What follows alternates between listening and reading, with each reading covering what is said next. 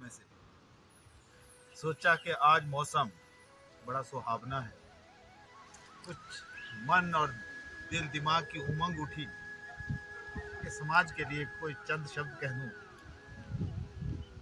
क्योंकि जीवन में शिक्षा, साक्षरता, पढ़ना लिखना ये विभिन्न पहलू, मगर जीवन में अगर बेहतर तरह से सोचा जाए और अगर हमारा समाज, हमारे लोग अगर अच्छी तरह से देखें, समझें, तो मुझे लगता है कि शिक्षा का जो है बड़ा महत्वपूर्ण है।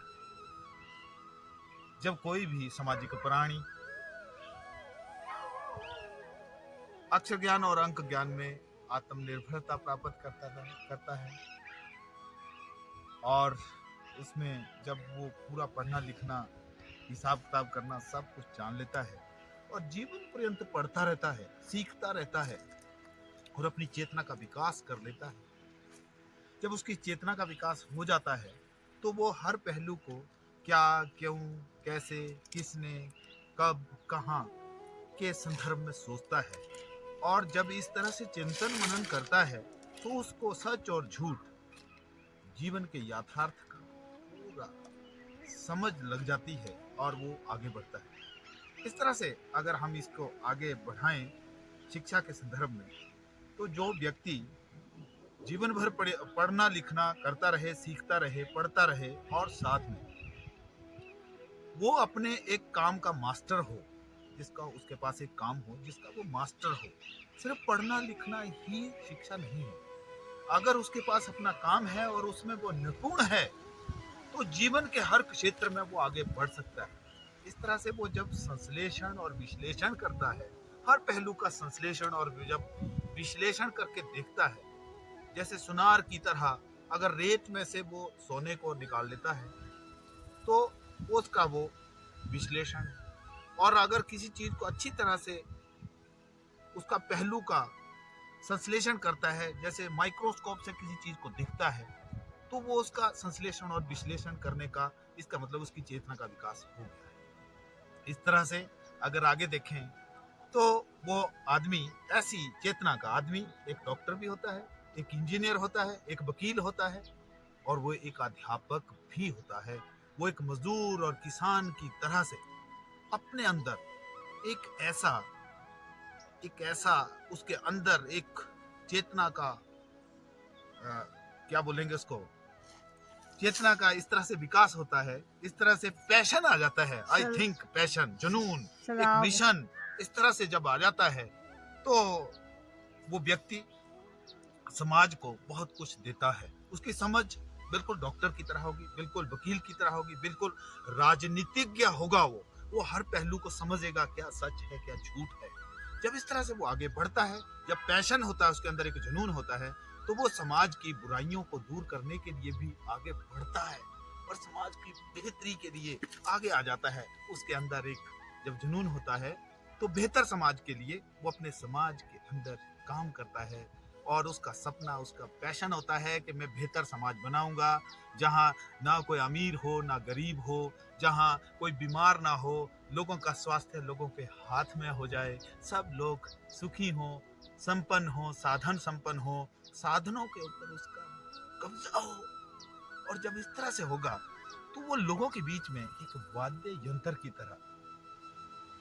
यंत्र का ताल देगा। अगर इसको आसान शब्दों में समझाऊं कि जैसे हम बांसुरी बजाते हैं, उसमें पहाड़ी गीत का अगर लय दे देंगे, उसके ऊपर रिदम देंगे, तो लोग पहाड़ी में नाच पड़ते हैं। अगर पंजाबी का देंगे, तेलुगु का देंगे, मलयालम का देंगे, मराठी का देंगे, किसी भी तरह का कल्चर का जब हम एक लोगों के बीच में वाद्य यंत्र की तरह काम करते हैं, थाप देते हैं, तो लोग उसी तरह से आगे आते हैं और बेहतर समाज के लिए वो लोगों को अपने साथ ले जाता हुआ आगे बढ़ता है। जब इस तरह से आगे बढ़ता है तो लोगों के बीच में वो बहुत लोकप्रिय हो जाता है। इस लोकप्रियता के लिए लोग जो हैं अपने आप को नौशावर कर देते हैं।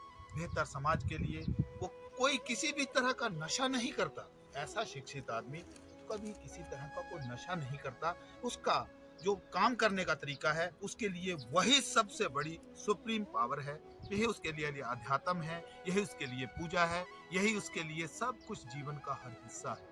अगर हम अपनी पीढ़ी को इस तरह से देंगे तो मुझे लगता है ये जो आज की व्यवस्था है, ये जो नशे का दौर है, इस दौर से हम अपनी पीढ़ियों को बचा पाएंगे, आगे ले जा पाएंगे। और इस तरह से जब हम कुछ करेंगे, किसी पहलू को सोचेंगे, तो मुझे लगता है जब उसके अंदर एक वैज्ञानिक दृष्टिकोण होगा तो एक परिपक्व इंसान बनेगा। और इस इंसानियत के लिए हमें हमेशा हमेशा के लिए आगे बढ़ना है, क्योंकि हमारा जीवन जो है वो 4 हिस्सों में है।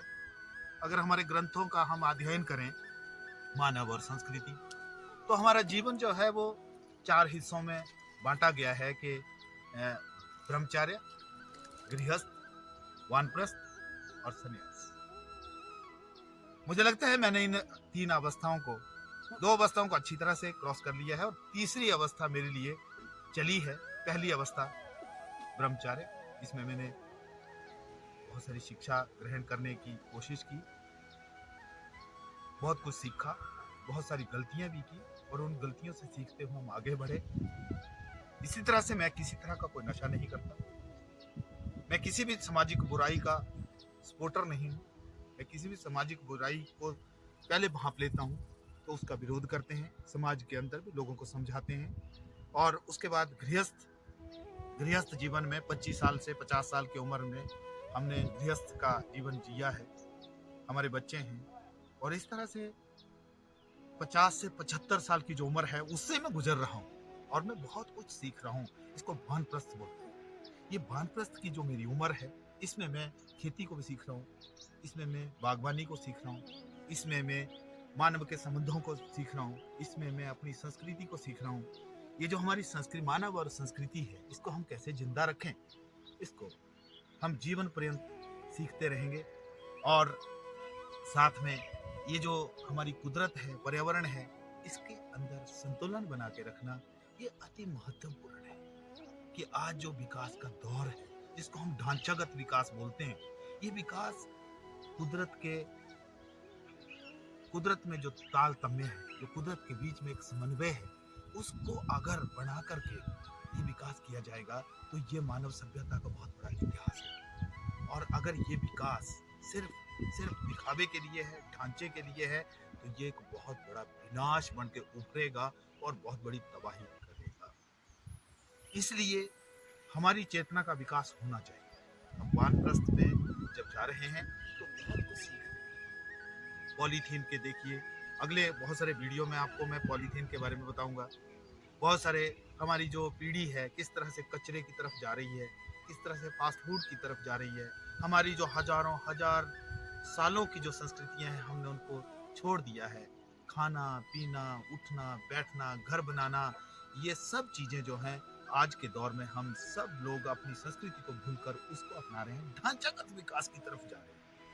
और अगर हम संन्यास की बात करें तो 75 साल के बाद हम अगर जैसे जिंदा रह जाएं, हमारी हालांकि जो आयु है वो बहुत कम होती जा रही है, एक बहुत चिंतनीय विषय है। और जो 75 साल से ऊपर की एज है, इस एज में हम जो भी पीछे ब्रह्मचर्य से लेकर गृहस्थ में, वानप्रस्थ में जो भी सीख के आए हैं, वो लोगों के बीच में शेयर करेंगे, आने वाली पीढ़ी को जागरूक करेंगे कि हम कहीं ना कहीं जाकर के अपनी जो ज्ञानार्जन किया है। बहुत सारे लोग मेरे से सवाल पूछेंगे, कमेंट में भी लोग बताएंगे कि ये जो ज्ञान है, ये ज्ञान जो है,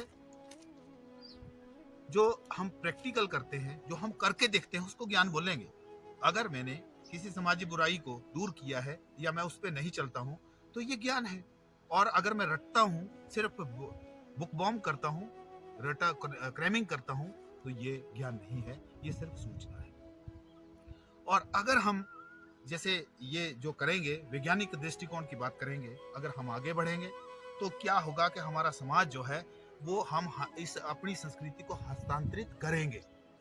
क्योंकि आज के दौर में पूरी दुनिया जो है गांव की तरह हो गई है और हम कहीं इस पैसे में, इस भाग भागी में, इस दौड़ में कहीं पिछड़ते जा रहे हैं। हम जो मानवीय मूल्य हैं उनसे कहीं कोसों दूर जा रहे हैं। ये बहुत कुछ एक चिंतनीय विषय है।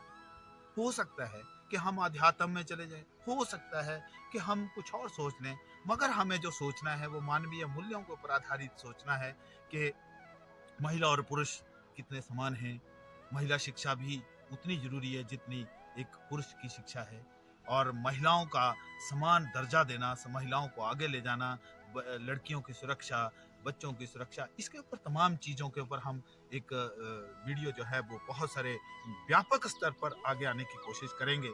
और इस पर्यावरण के साथ, क्योंकि इस कुदरत से हमें बहुत प्रेम है, हम इसी के साथ कई नाते जोड़े हैं। मैं इन पेड़ों को जब झूमते हुए देखता हूँ, मैं जब इन पत्थरों को देखता हूँ, हजारों हजार सालों का इतिहास लिए हुए ये पत्थर, ये पहाड़, ये कुदरत का सारा नाच हमें देखने को मिलता है। और हम इस कुदरत को संजोने के लिए हमारी कुछ कर्तव्य है कि हम इनको बचा के रखें, और हमेशा समाज को ऐसा दें जो समाज की बेहतरी के लिए है। इतिहास करेगा याद गर्व के साथ कि तुम्हारा अभिनंदन, कि तुम्हारा अभिनंदन। Thank you, thank you.